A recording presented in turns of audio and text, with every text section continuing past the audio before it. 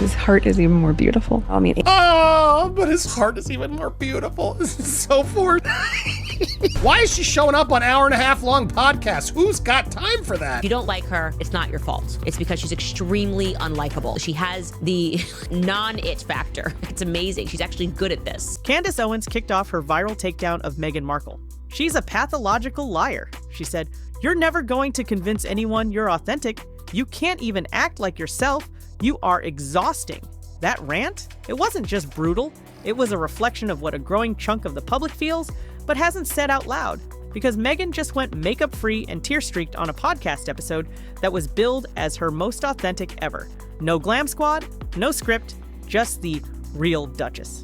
Except almost no one believed it. oh my gosh, I work so hard and I appreciate what hard work looks like. I like working hard. Where she's like, oh my God, oh my God. Oh, it's like, it's so inauthentic. She also is pretending that she's crying. We zoomed in just to see. There isn't a tear in sight. Dan, look at this. I invite the viewers to take a close-up look at this. Where's the tear? From calculated tears to an awkward host playing hype woman, Meghan's appearance on the Jamie Kern Lima Show wasn't just cringeworthy. It might have detonated whatever goodwill she had left, and behind that soft-spoken voice and gentle sobs was a desperate scramble to stay relevant, sell a lifestyle brand, and claw back public favor. And being a mom and a wife and a friend. Oh, yeah. Those are all jobs. Hearing Meghan talk about Harry and how much of a fox he is. He's also a fox, if you haven't noticed. My husband's very, very handsome. But she is a malignant narcissist who cannot get enough of herself while she simultaneously plays the victim. I mean, have you ever heard somebody have to try so hard to be like, put it out there? I'm not buying it. There's nothing I like about her. While she never stops whining. This wasn't vulnerability. This was strategy with a shaky voice, and it's unraveling fast. Let's break it down. Meghan's podcast debut on Jamie Kern Lima's show was pitched as a seismic shift.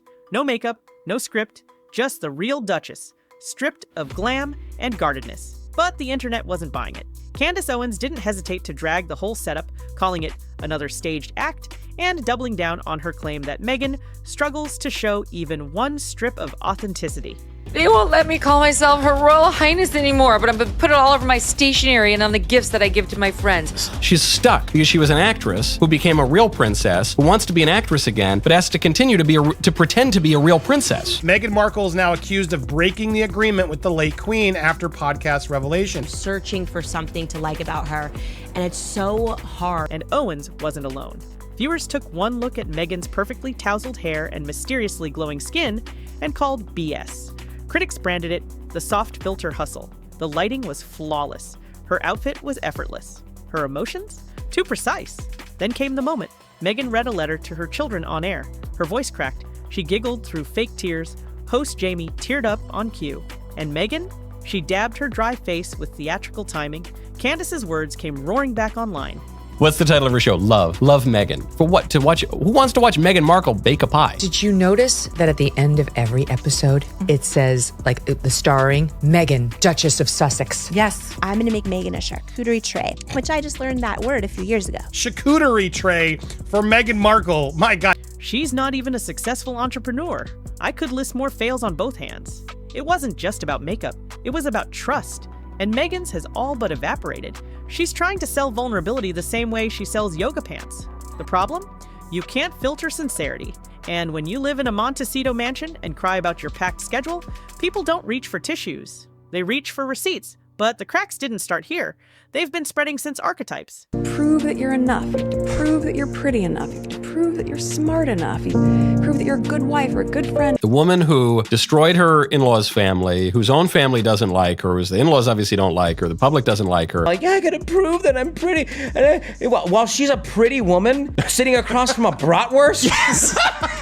Meghan's big feminist podcast debut in 2022, backed by a $20 million Spotify deal. It was supposed to be groundbreaking. Instead, it barely made ripples. The show featured high-profile guests like Mariah Carey and Serena Williams. But behind the star power was a host critics labeled over-rehearsed, self-absorbed, and strangely absent from her own message. Spotify tried to push it. They gave her every chance. But behind the scenes, execs reportedly grew frustrated. Meghan and Harry just didn't want to work, one insider leaked. In June 2023, Spotify axed the deal. No apology, no farewell, just a silent wipe. One critic called Archetypes 57 minutes of congratulating herself. Another described it as a masterclass in how not to connect with an audience. And now, months later, Meghan's podcast presence has devolved into crocodile tears and self-written fan mail to her toddlers.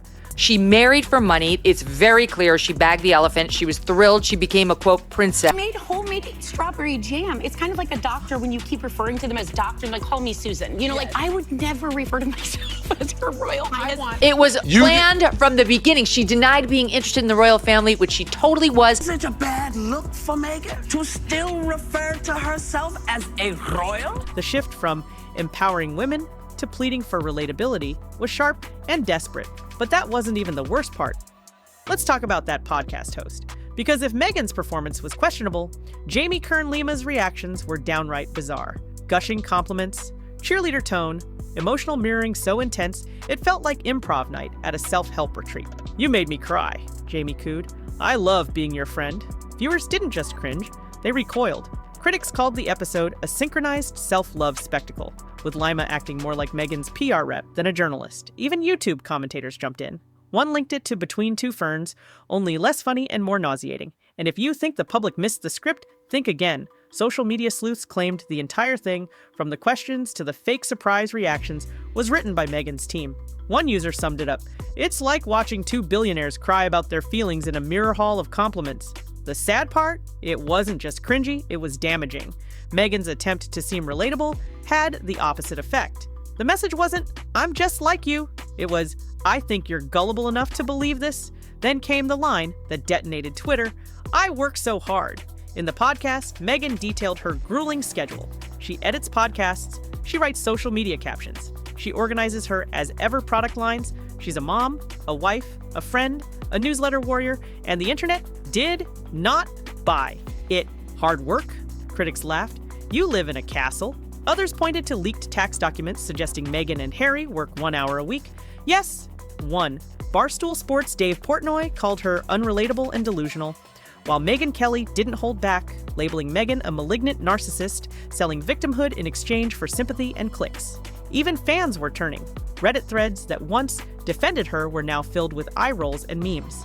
Because here's the truth, most working moms don't have a team of assistants, a Montecito estate, or the option to just stop showing up if they feel overwhelmed. When Meghan cries over workload, it doesn't sound like a struggle.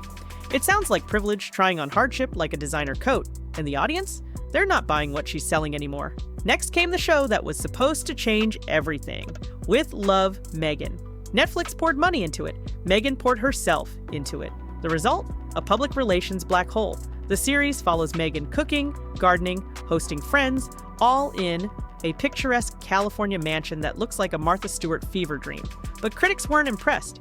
In fact, they were horrified. Celebrity chef Jameson Stocks, who's cooked for royalty, blasted the show as terrible, slow, and fake. He said he was offered a consultant role, but turned it down, calling it a forced vanity project. Netflix allegedly threatened legal action after his comments. He laughed it off, saying, "I don't even think she can cook." Reviews backed him up. Variety called the show a Montecito ego trip. Vulture dubbed it a bizarro world voyage into the center of nothing.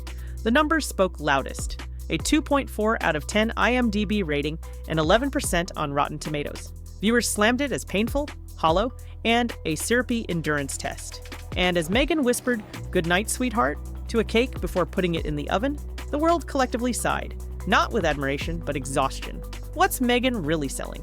Relatability. But every move screams strategy. The bare face, likely filtered. The emotional cracks, meticulously placed. The podcast tears, dry. Even the soft-spoken, "I'm the happiest I've ever been," felt like a line from a carefully curated script. And her obsession with controlling the narrative is becoming obvious.